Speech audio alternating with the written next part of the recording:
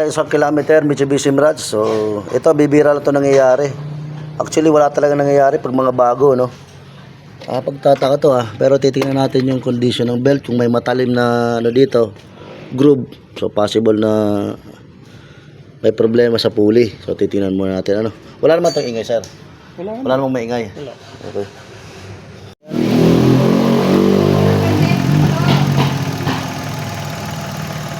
Aircon mo, sir.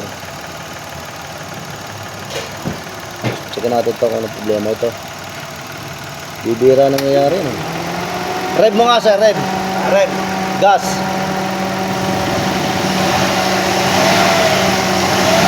Okay naman. Okay na, sir. Okay na. Patay na. Okay. Yan, check natin yung belt. Sira talaga siya. So, normally, factory defect to. Ang problema nito. Okay. Ayan, yung problema nito, may mga dumi-dumi na siya sa pulley. Ayan, kung makikita nyo yung pulley niya madumi. Ayan, pati dun sa mismong compressor. So, isa yun sa mga tinitingnan natin. Tapos yung, ito, matalim na rin siguro to. So, pero hindi naman, pero minsan ang pinaka-cause nito is factory defect ng pyesa.